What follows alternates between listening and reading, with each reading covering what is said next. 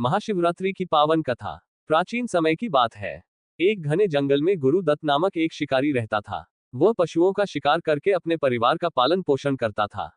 उसे अपने कर्मों का कोई पछतावा नहीं था। उसके लिए जीवन का एक ही उद्देश्य था, शिकार करना और परिवार का पेट भरना। वह न तो धर्म कर्म की परवाह करता था और न ही भगवान की भक्ति में रुचि रखता था। कहानी में आगे बढ़ने से पहले दोस्तों, अगर ये कहानी आपको अच्छी लगे तो चैनल को लाइक और सब्सक्राइब जरूर करें। एक दिन जब सूर्यास्त हो रहा था, गुरु दत्त जंगल में शिकार की खोज में निकल पड़ा। उसे नहीं पता था कि वह दिन महाशिवरात्रि था, भगवान शिव की उपासना का सबसे पवित्र दिन। लेकिन शिकारी के लिए यह दिन भी अन्य दिनों की तरह था। वह अपने तीर कमान के साथ जंगल में घूम रहा था, लेकिन उसे कोई शिकार नहीं मिला।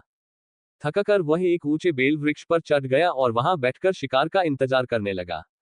उसे इस बात का अंदाजा नहीं था कि उसी पेड़ के नीचे एक प्राचीन शिवलिंग स्थापित था। रात्रि का समय था, वातावरण शांत और रहस्यमय था। हल्की चांदनी जंगल को रोशन कर रही थी और ठंडी हवा पेड़ों को झूला रही थी। शिकारी को पूरी रात जागना पड़ा।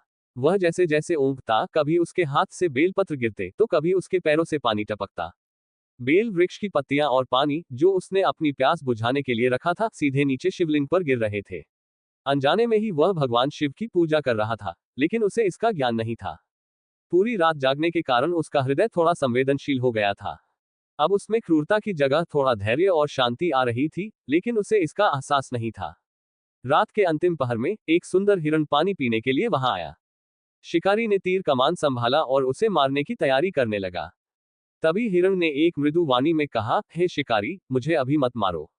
मैं अपने बच्चों को आखिरी बार देखने जाना चाहता हूं। मैं वचन देता हूं कि मैं वापस आऊंगा। पहले तो शिकारी को लगा कि यह उसकी कोई चाल है, लेकिन हिरण की आंखों में सच्चाई थी। शिकारी ने उसे जाने दिया। थोड़ी देर बाद वह हिरण सचमुच लौट आया। शिकारी ये देखकर चौंक गया। हिरण ने कहा, अब तुम मुझे मार सकते हो। शिकारी का मन इस बार उसे मारने को तैयार नहीं था। पूरी रात जागने और शिवलिंग की अनजाने में पूजा करने से उसके हृदय में बदलाव आने लगा था। वह सोचने लगा, क्या जीवन को छीनना ही मेरा धर्म है?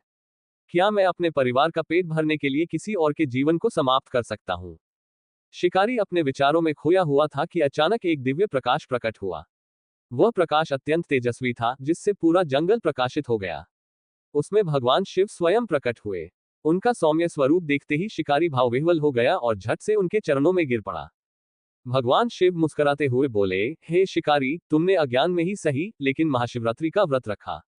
तुमने पूरी रात जागरण किया, बेलपत्र अर्पित किए और जल से मेरा अभिषेक किया। इससे तुम्हारे सभी पाप नष्ट हो गए हैं। अब तुम हिंसा का मार्ग छोड़कर भक्ति और धर्म का मार्ग अपनाओ। शिकारी की आंखों से आंसू बहने लगे। उसने अपने सभी बुरे कर्मों का पश्चाताप किया और संकल्प लिया कि अब वह कभी किसी जीव की हत्या नहीं करेगा। उसने अपने तीर कमान को वहीं छोड़ दिया और भगवान शिव की भक्ति में लग गया। ये कथा हमें ये सिखाती है कि भक्ति केवल नियमों और विधियों से ही नहीं होती, बल्कि सच्चे हृदय से भी संभव है।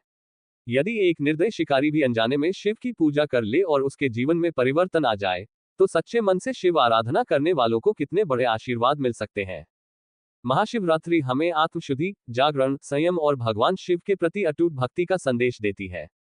इस दिन किया गया उपवास और रात्रि जागरण न केवल हमारे पापों को नष्ट करता है, बल्कि हमारे जीवन को भी आध्यात्मिक रूप से समृद्ध करता है। हर हर महादेव। शुभ महाशिवरात्रि।